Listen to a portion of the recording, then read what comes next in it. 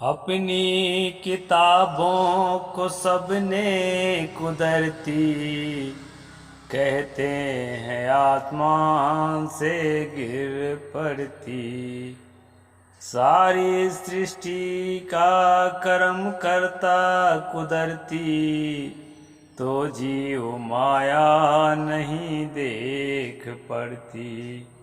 बिना कारणों का जो कारज बतावे, सोई खेल प्यारे कुदरती कहावे।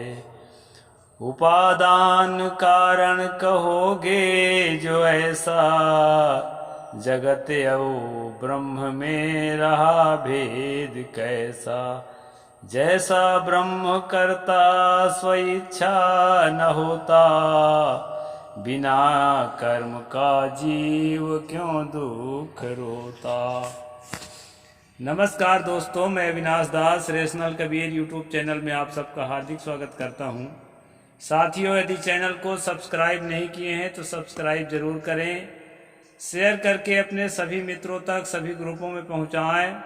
बेल आइकन को प्रेस करें, ऑल नोटिफिकेशन ऑन रखें ताकि हर नया अपडेट आप तक पहुंच सके। लाइक और कमेंट जरूर करें दोस्तों। इस चैनल का उद्देश्य किसी भी जाति, धर्म, संप्रदाय या व्यक्ति विशेष को आहत पहुंचाना नहीं है। यह चैनल जो है तर्कशीलता को, वैज्ञानिक सोच को जन जन तक पहुंचा करके देश को एक रेशनल बनाने की दिशा में काम कर रहा है। दोस्तों, आप सबके सहयोग से यह काम जो है देश के हित में जरूर सफल होगा। तो साथियों, जैसा कि आप जानते हैं, ये न्यायनामा नाम किताब जो है मैं आपको पढ़ के सुनाता हूँ। बहुत छोटा है, छोटी सी किताब है, लेकिन इसमें जो है बहुत रेशनैलिटी भरी है। इसलिए दोस्तों, पिछली 2 पीढ़ियों का किताब है। उस समय वैज्ञानिक सोच वाले क्या सोचते थे, इस किताब से आपको अच्छी तरह से समझ में आएगा। तो साथियों, मैंने अभी कविता पढ़कर सुनाई है, इसी किताब का अंश है। अपनी किताबों को सबने कुदरती कहते हैं, आसमान से गिर पड़ती। प्रायः सभी ईश्वरवादी संप्रदाय वाले अपने मूल शास्त्रों को ईश्वर का भेजा हुआ कहते हैं। वे बताते हैं कि हमारी किताबें आसमान से गिर पड़ी हैं, परमात्मा ने गिराया है, इसको पढ़ो और इसके अनुसार जीवन जियो। ऐसा कह करके लोग यह भी कहते हैं कि जो कुछ संसार में दिख रहा है, इसे ईश्वर ने अपनी शक्ति से बना दिया। इसी मत से यह सिद्ध होता है कि जीव और माया अर्थात चेतन और जड़, जो विश्व सत्ता के मुख्य 2 घटक हैं। यहाँ पर दोस्तों, चेतन और जड़ का मतलब होता है सजीव और निर्जीव। इसको हमें अच्छी तरह से समझ लेना चाहिए। जो जीवित हैं, मनुष्य हैं, कीड़े मकोड़े हैं, प्राणी हैं, और जो निर्जीव पदार्थ है, कुर्सी है, डिब्बा है, और जो है ये दीवार है, इस तरह हमें समझ लेना चाहिए। तो यहाँ पर कहते हैं जो 2 घटना है उसका कोई मूल्य नहीं। जब ईश्वर ही सब कुछ जो है अपने से करता है, तो क्या जड़ और क्या चेतन। यहाँ पर लेखक ने सवाल पैदा किया है। हे प्रिय कट्टर ईश्वरवादियों के ख्याल से वह सब रचना कुदरती एवं ईश्वरी शक्ति कहलाती है, जो बिना कारण के ही कार्य रूप में उपस्थित हो जाए। यानी जब पहले कुछ भी नहीं था, तो किस चीज से ईश्वर ने संसार को बनाया। तो यहाँ पर कहा जाता है कि ईश्वर को इसकी आवश्यकता नहीं है कि किस चीज से क्या बनाएगा। उसके एक संकल्प मात्र से बहुत कुछ बन जाता है, सोचने मात्र से। ईश्वर तो ईश्वर है। तो इस प्रकार से दोस्तों, बाइबिल के शुरू में संसार की उत्पत्ति का वर्णन है। आदि में ईश्वर ने आकाश और पृथ्वी की सृष्टि की। कुरान प्रथम पारा के 14वें रकू के 117वीं आयत में लिखा है कि ईश्वर कहता है हो, और हो जाता है। हाँ, बाइबिल का ईश्वर तो 7 दिन में मेहनत करके संसार को बनाया है, लेकिन कुरान शरीफ का जो ईश्वर है वो हो कहता है उतने में हो जाता है। इसी प्रकार वैदिक वेदांती जन कहते हैं कि ब्रह्म ने सोचा कि मैं अकेला हूँ बहुत हो जाऊं, एको हम बहुत श्याम, ऐसा सोचा वेदांत में। तो एको हम बहुत श्याम ऐसा सोचा, मैं अकेला हूँ बहुत होना चाहता हूँ, तो वो खुद ही जगत बन गया, यानी ईश्वर ही स्वयं संसार बन गया। फिर वह जगत बना दिया या स्वयं जगत बन गया। इस प्रकार बिना कारण के कार्य पदार्थ के हुए ही ईश्वर अपनी शक्ति से संसार बना दिया। दोस्तों, कारण कार्य का अटल सिद्धांत है और प्रकृति में कारण कार्य की व्यवस्था है। बिना कारण के कार्य नहीं होता है। कुछ भी कार्य होता है उसके पीछे कारण होता है, और इस कारण को जो खोज निकालता है प्रकृति के रहस्य में से, वही विज्ञान है, वही वैज्ञानिकता है। तो इस बात को जो है लेखक ने अच्छी तरह बताने का यहाँ पर प्रयास किया है। आगे कहते हैं, इस प्रकार बिना किसी कारण के हुए ईश्वर अपनी शक्ति से संसार बना दिया। ग्रंथकार कहते हैं कि जगत में जड़ और चेतन दो सत्य दिखते हैं जिनमें जगत का व्यवहार हो रहा है, और केवल ईश्वर कल्पना का विषय है। परंतु कट्टर ईश्वरवादियों ने जड़ चेतन के तथ्य को भुला दिया और अपने काल्पनिक ईश्वर की शक्ति से ही सब कुछ का पैदा होना बताया। जैसे कोई कहे कि बिना चावल के किसी ने भात बना दिया। ईश्वर ऐसा है कि चावल नहीं चाहिए, उसको भाते बना देगा सीधे। वैसे ही कट्टर ईश्वरवादी कहते हैं कि बिना कारण के ईश्वर अपनी शक्ति से सृष्टि बना देता है। ऊपर की 19वीं से 20वीं पंक्ति में कुदरती शब्द आया है। यहाँ प्रकृति का वाचक नहीं परंतु ईश्वरी शक्ति का वाचक है। हाँ, यहाँ जो कुदरत कहा गया है दोस्तों, कुदरत का मतलब प्रकृति भी होता है, लेकिन जो है यहाँ समय के अनुसार अर्थ किया जाता है। उस काल में कुदरत का अर्थ जो है, जिस काल में किताब लिखी गई, कुदरत का अर्थ होता है प्रकृति की शक्ति। इस प्रकार से जो है यहाँ टीकाकार ने बताया है। और जो 19वीं पंक्ति में जीव के साथ माया शब्द आया है, यह भ्रम का वाचक न होकर प्रकृति का वाचक है। माया को प्रकृति का वाचक भी माना जाता है और माया को धोखा और भ्रम का वाचक भी माना जाता है, माया शब्द को। इस प्रकार दोनों अर्थ में यहाँ बताया है। उपादान कारण कहोगे जो ऐसा जगत और ब्रह्म में रहा भेद कैसा, जैसा ब्रह्म करता स्वेच्छा न होता, बिना कर्म का जीव क्यों दुख रोता। यदि ऐसा कहो कि ब्रह्म ही जगत का उपादान कारण है, तो जगत ब्रह्म में क्या अंतर है।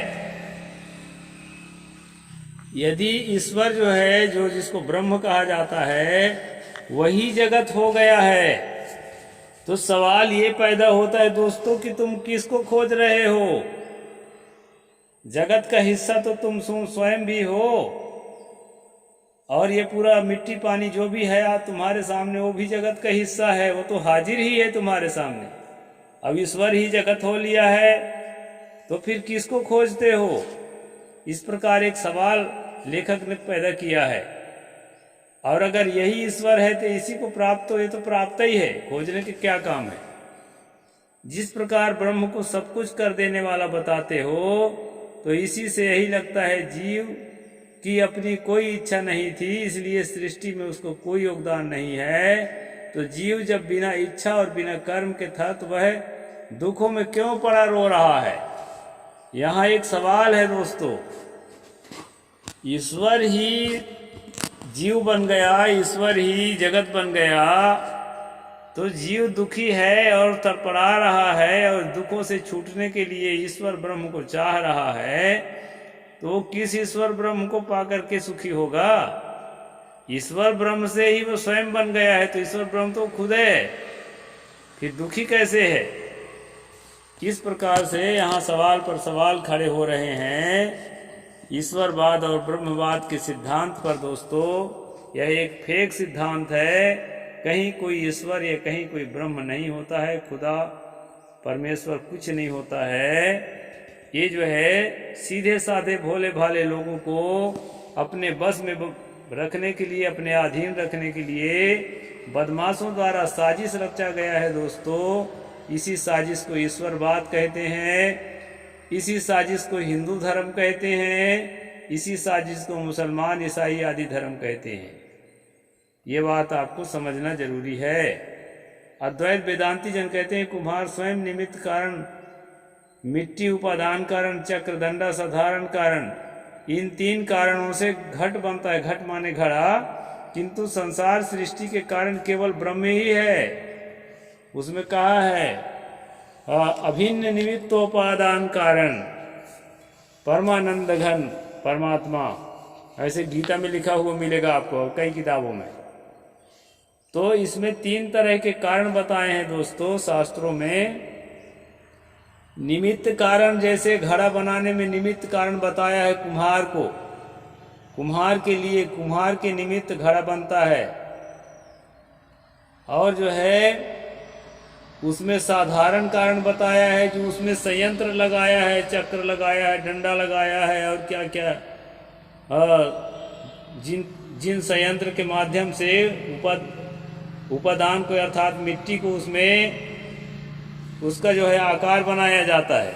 और मिट्टी को उपादान कारण बताया गया है। उपादान मतलब रॉ मेटेरियल।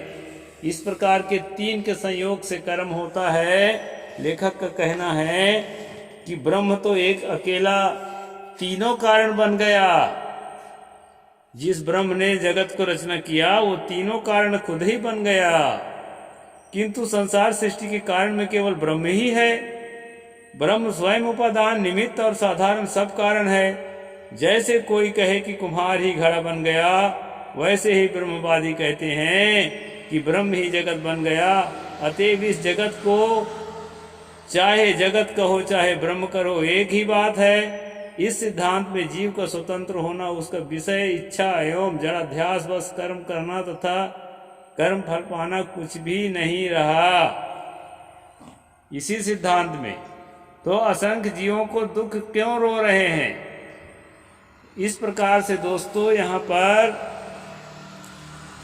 लेखक ने बताया है कि ब्रह्म ही जब जगत हो गया है तो उस जगत के हिस्से तुम सब हो, तो क्यों ब्रह्म को खोजते हो। अब यही तो ब्रह्म है और अलग से कहाँ ब्रह्म है जिसके खोज रहे हो। और इसे तो पाए हुए ही हो, इसमें तो दुखी ही हो, यानी ब्रह्म में ही दुखी हो। तो दुख से छूटने का उपाय कहाँ हुआ, ब्रह्म का प्राप्ति। इस प्रकार जो है यहाँ लेखक ने किताबी बातों पर सवाल उठाया है दोस्तों। यह अपने निर्मल स्वरूप को समझकर जड़ अध्यास छोड़ देता है, जड़ सृष्टि से मुक्त हो जाता है। इसे ईश्वर ब्रह्म ने सृष्टि को दुख में नहीं डाला है, न कोई अन्य इस दुख से निकालने वाला है।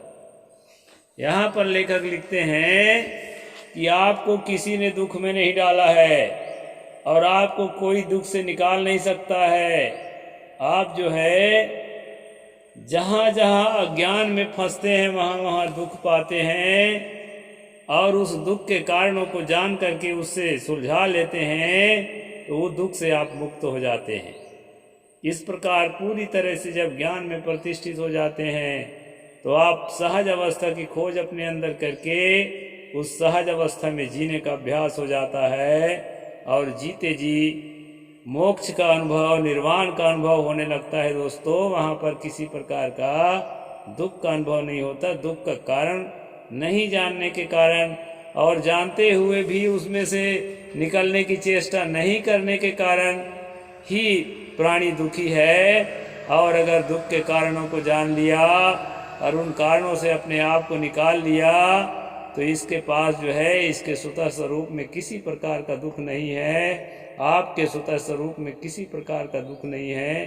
आप दुख के स्वरूप नहीं हैं। इस बात को लेखक ने यहाँ अच्छी तरह से समझा करके बताने का कोशिश किया है दोस्तों। तो अगला एपिसोड में कल बताऊंगा। साहिब बंदगी। जय जोहार, जय भीम, जय भारत।